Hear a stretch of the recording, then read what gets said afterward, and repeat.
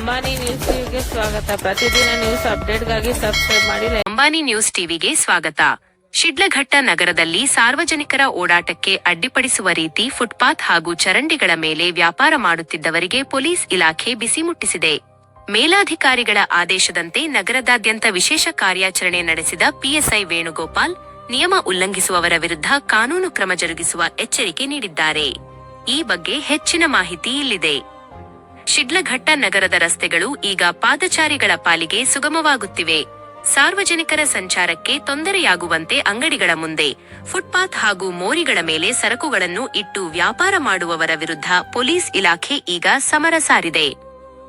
ನಗರದ ಪ್ರಮುಖ ರಸ್ತೆಗಳಾದ ಅಶೋಕ ರಸ್ತೆ ಹಾಗೂ ಟಿಬಿ ರಸ್ತೆಯಲ್ಲಿ ಇಂದು ಬೆಳ್ಳಂಬೆಳಿಗ್ಗೆ ಕಾರ್ಯಾಚರಣೆ ನಡೆಸಿದ ಪಿಎಸ್ಐ ವೇಣುಗೋಪಾಲ್ ನೇತೃತ್ವದ ತಂಡ ಅಕ್ರಮವಾಗಿ ಫುಟ್ಪಾತ್ ಅತಿಕ್ರಮಿಸಿದ್ದ ವಸ್ತುಗಳನ್ನು ತೆರವುಗೊಳಿಸಿತು.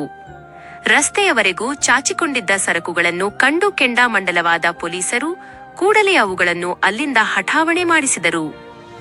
ಇದೇ ವೇಳೆ ಸುದ್ದಿಗಾರರೊಂದಿಗೆ ಮಾತನಾಡಿದ ಪಿಎಸ್ಐ ವೇಣುಗೋಪಾಲ್, ಯಾರೇ ಆಗಲಿ ಸಾರ್ವಜನಿಕರ ಓಡಾಟಕ್ಕೆ ಅಡ್ಡಿಪಡಿಸಿದರೆ ಸಹಿಸುವುದಿಲ್ಲ.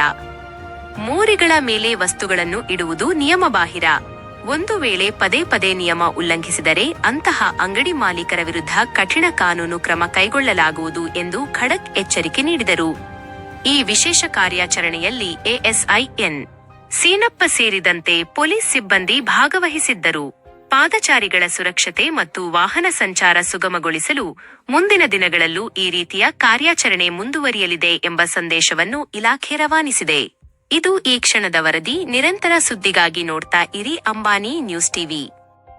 ನಮಸ್ಕಾರ. ಈ ದಿನ ಶಿಡ್ಲಘಟ್ಟ ನಗರ ಠಾಣೆಯಲ್ಲಿ ಒಮ್ಮೆ ಮೇಲಧಿಕಾರಿಗಳ ಆದೇಶದಂತೆ ಫುಟ್ಪಾತ್ ಮೇಲೆ ಕೆಲವು ಅಂಗಡಿಗಳೆಲ್ಲ ಇಟ್ಕೊಂಡು ವ್ಯಾಪಾರ ಮಾಡ್ತಾಯಿದ್ರು.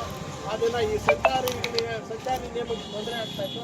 ಅದರಿಂದ ಎಲ್ಲನೂ ಒಂದು ಪಾರ್ಕಿಂಗ್ ವ್ಯವಸ್ಥೆ ಆಗ್ಬೋದು, ಮತ್ತು ಫುಟ್ಪಾತ್ ಮೇಲೆ ಕೆಲವರೆಲ್ಲ ಅಂಗಡಿಗಳೆಲ್ಲ ಇಟ್ಕೊಂಡಿದ್ರು.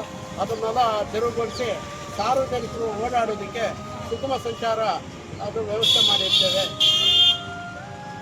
ಸರಿ, ಇದು ಒಂದು ದಿವಸ ನಡೀತಾ ಮತ್ತೆ ಯಥಾಸ್ಥಿತಿ ಇಡ್ತಾರೆ.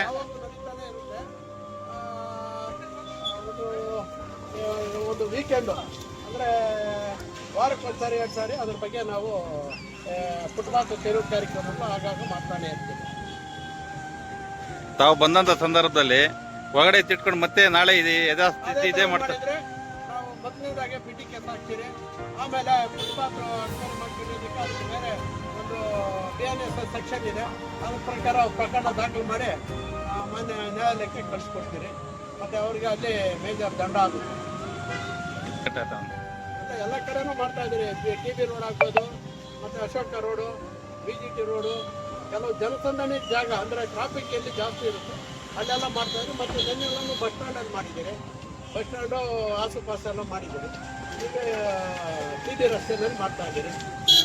ನಾಳೆ ಒಂದು ಅಶೋಕ ರೋಡಲ್ಲಿ ಮಾಡ್ತೀವಿ. ಈಗ